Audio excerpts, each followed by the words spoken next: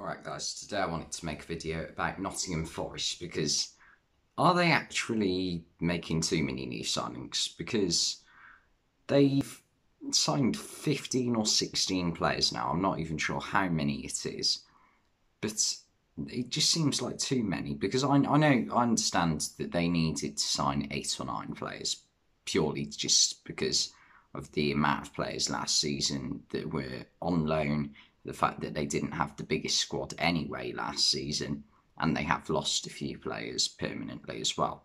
So let's start off with the players they've lost. So to transfers, they've lost Joe Lolly and also in goal Brice Samba. So that's 2 key losses straight away. They had players on loan like James Garner, Keenan Davis, and who else did they have on loan? Jed Spence. So that they had quite a few players on loan as well. But I'm not sure,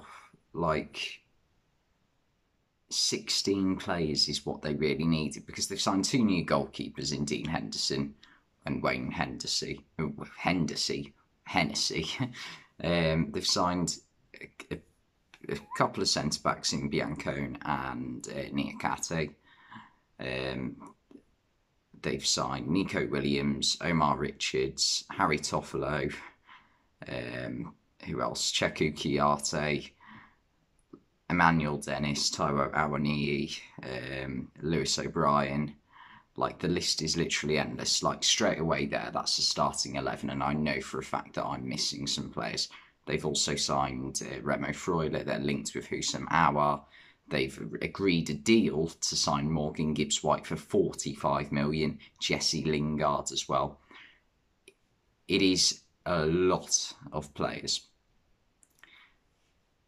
And in the past, in the Premier League, we've seen teams come up from the Championship and spend a lot of money on new signings because it's especially the teams who come up via the playoffs because of the amount of money they win from winning the playoffs. You get given a lot of money.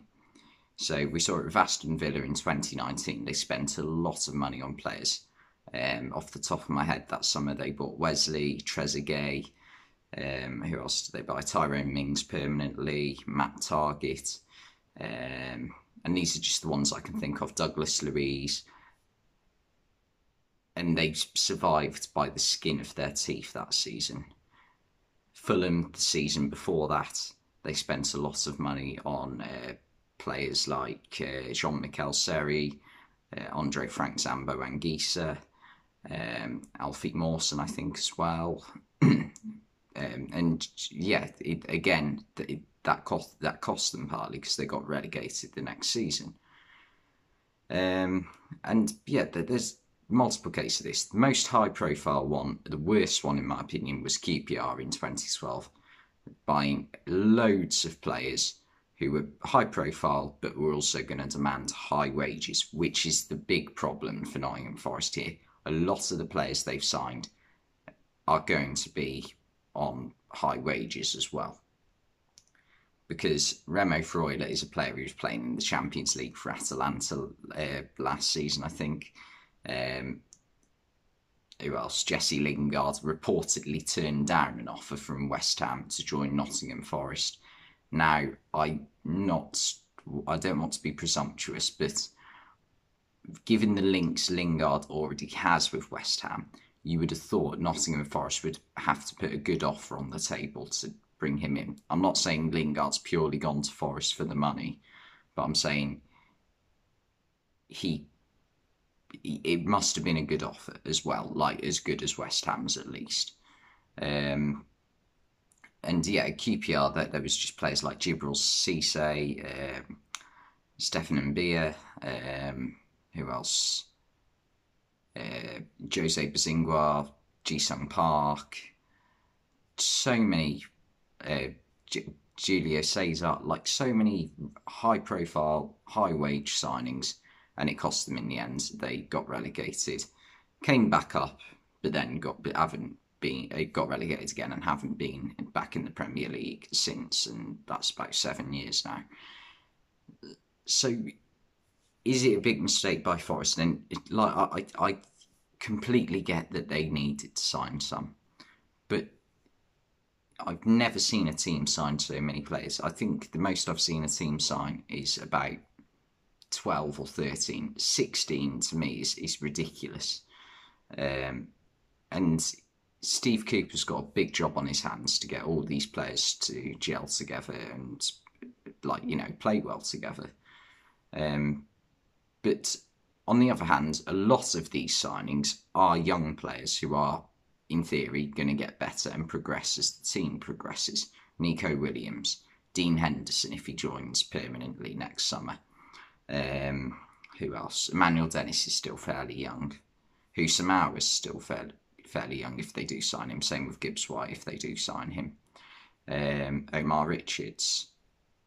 I don't think Niakarte's very old either. So they've signed, and Awani. So they've signed a lot of young players, which I do like. And I'm not talking kids here. I'm talking players with experience, as well as experienced players like Kouyaté, Lingard, Hennessy. Like there's a mix of youth and experience, but it's they're putting a lot of faith in Steve Cooper because you need a very, very good manager to get this squad to work together. I'm not saying the managers of Villa, Fulham and QPR, the examples I gave earlier on, were bad managers. Harry Redknapp at QPR, we all know he was a fantastic manager. Maybe it just wasn't a job he was suited to. Who did Fulham have? They had... I can't even remember who they had that season. Slavisa Jokanovic, that was it. And he got sacked early on in the season, got replaced by Ranieri, and then got replaced by Scott Parker. So didn't work for Fulham. Aston Villa, they had Dean Smith. Again, they survived by the skin of their teeth, but Dean Smith did get them going eventually the following season.